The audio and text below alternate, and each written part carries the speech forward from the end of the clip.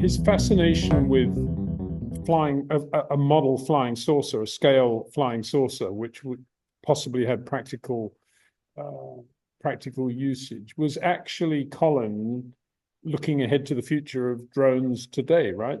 He was spot on. Yeah. Not that, the flying saucer is a bit of a contraption, but put a modern control system in that flying saucer, like you could buy for a radio-controlled helicopter or drone, i.e., there are a few tens of dollars or something from China. Put that into that flying saucer, and it would have been easy for somebody to fly it.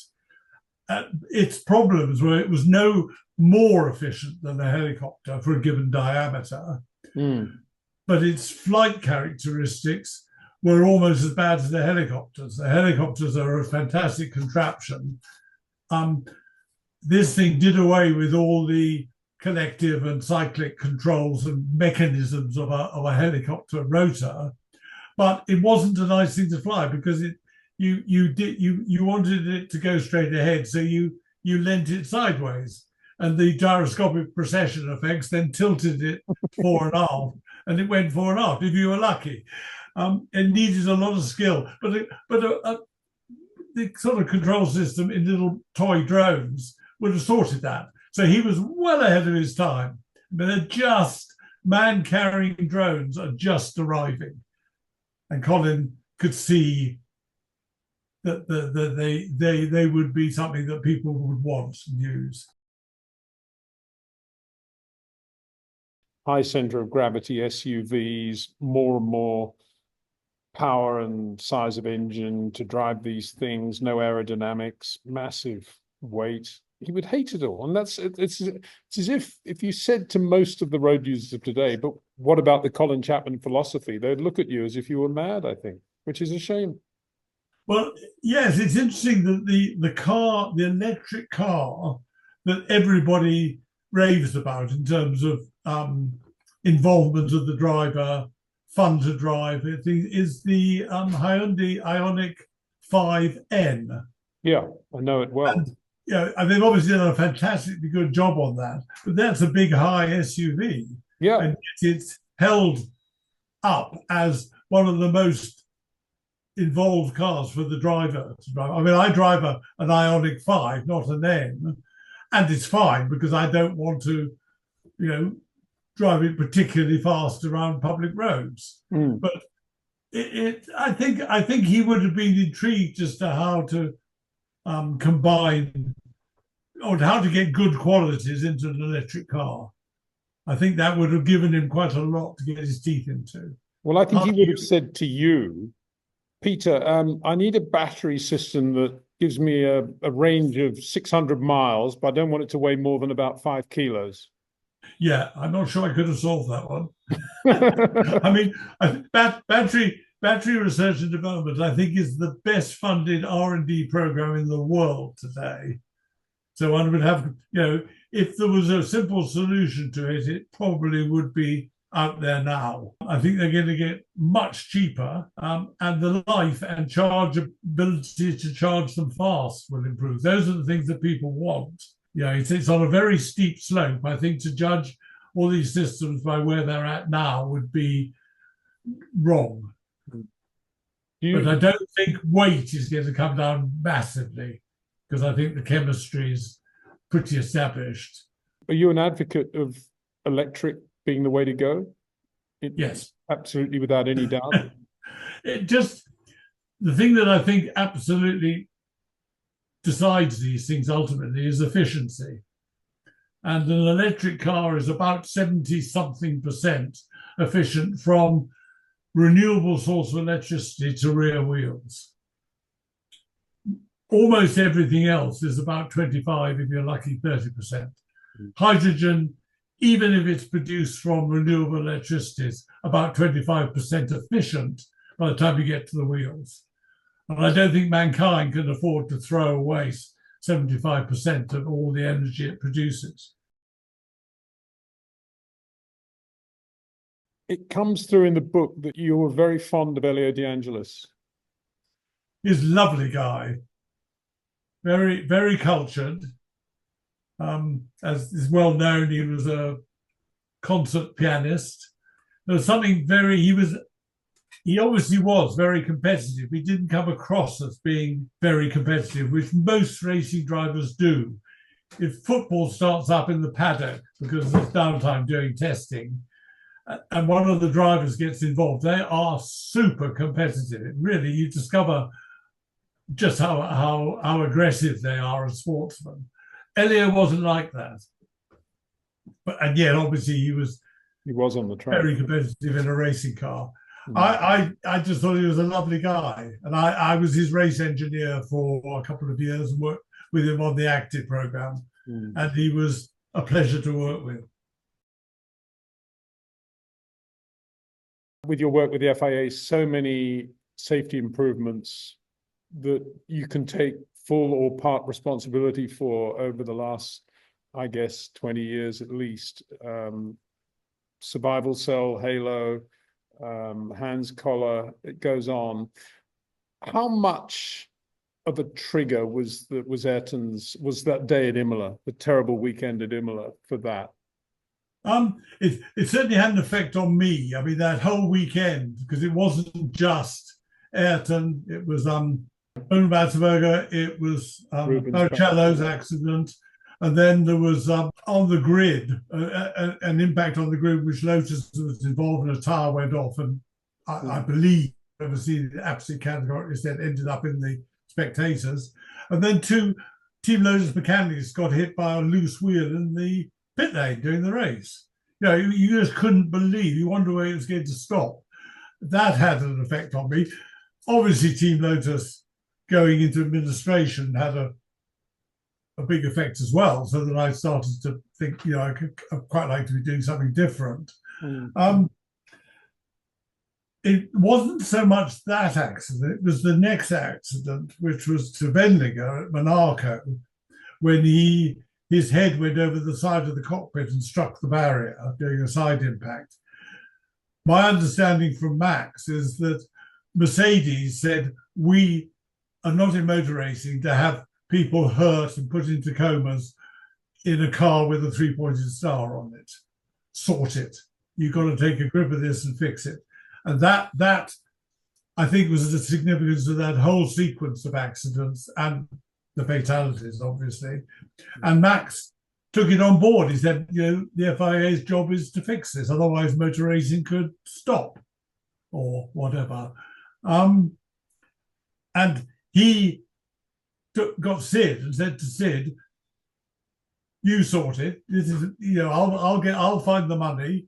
You put together a team of appropriate people, and it was called the Expert Advisory Group initially, and do safety based on good science. That was the key instruction, is you've got to attack this scientifically. And Sid recruited people, and I happened to come along, and Max said, there you go, Sid, here's one of them, sort of thing.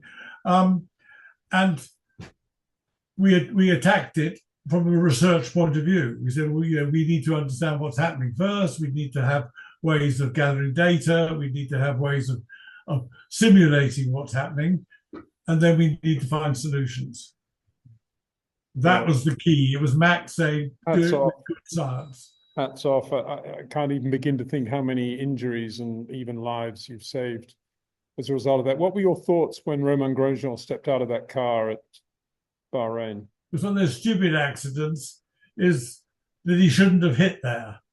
The number of times I've come across accidents where the what happens is on face of it a disaster, and then somebody says, yes, but the car's never hit there.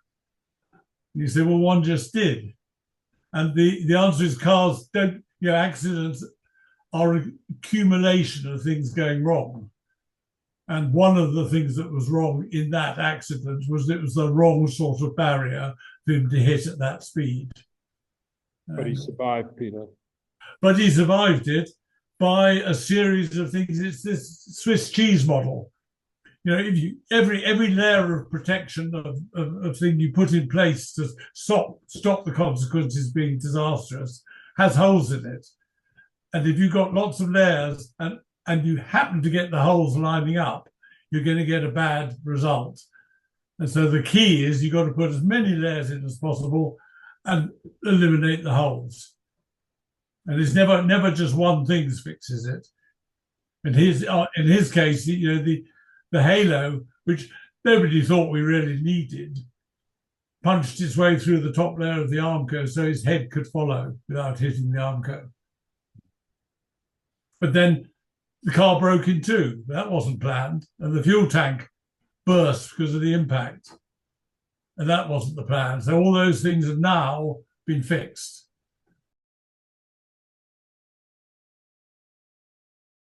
Final question.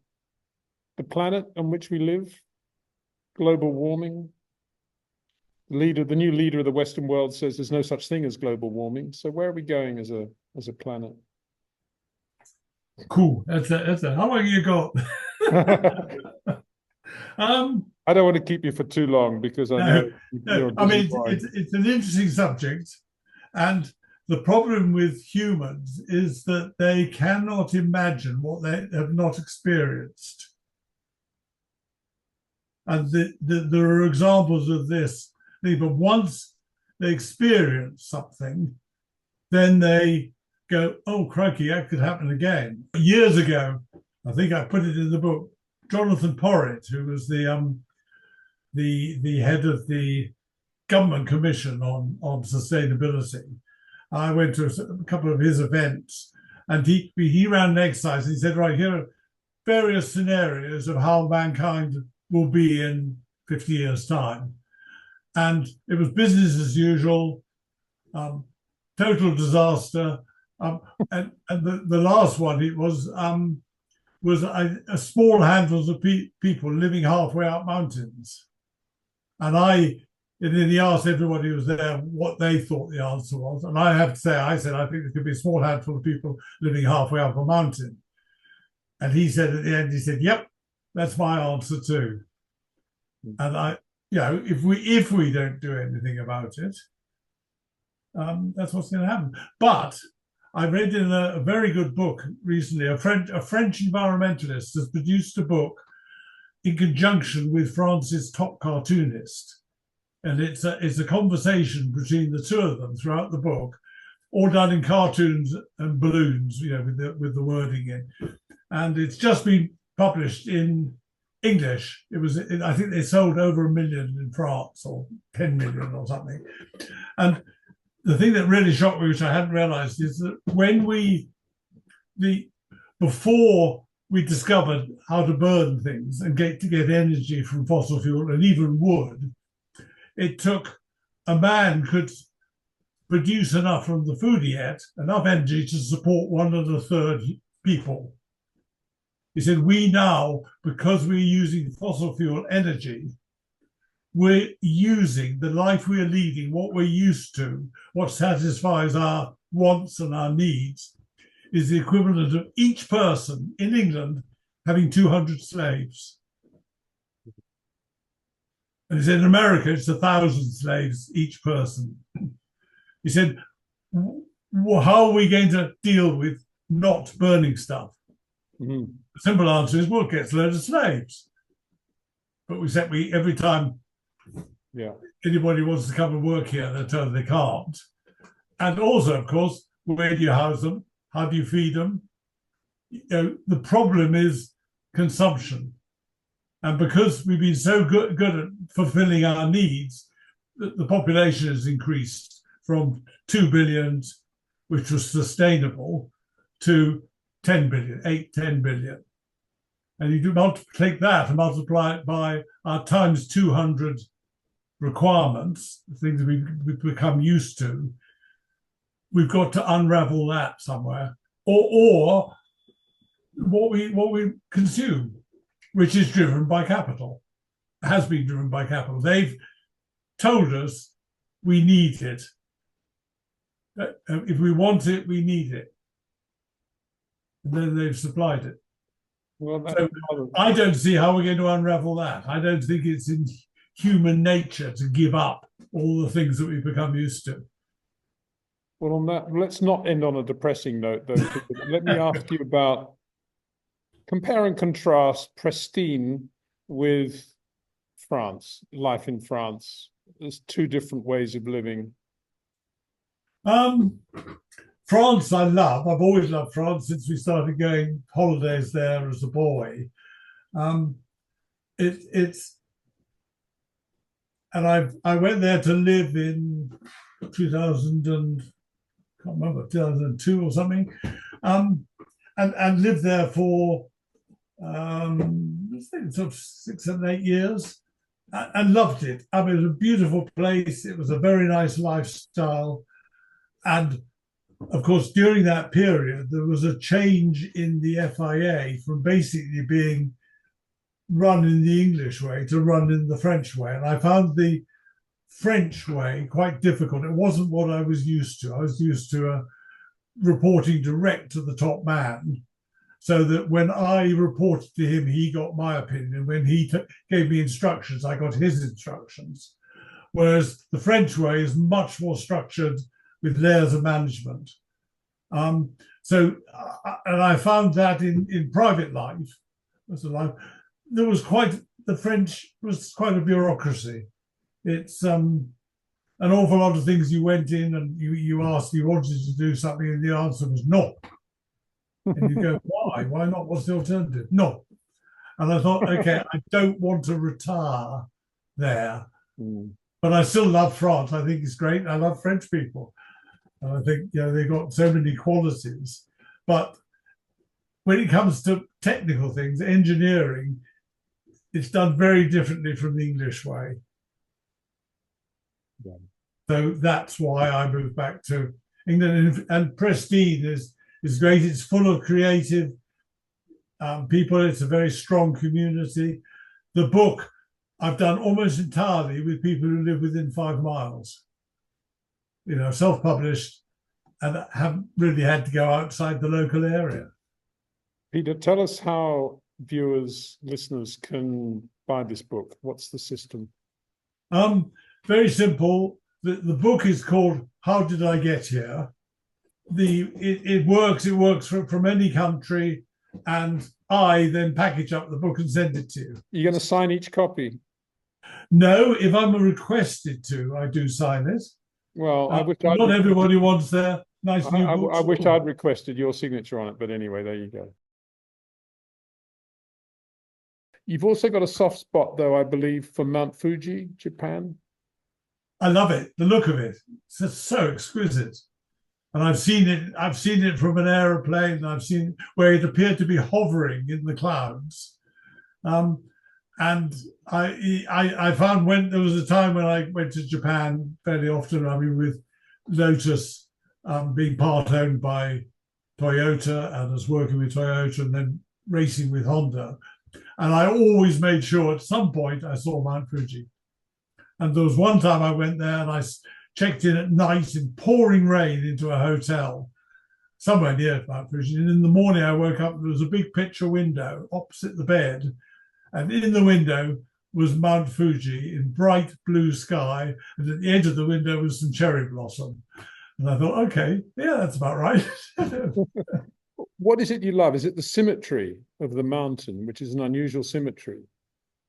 I think it's just, it's perfect. There's nothing you can do to change it to make it better. It's quite symmetrical, but it's not perfectly symmetrical. If it was perfectly symmetrical, it would have been drawn by a computer or something, but it's not.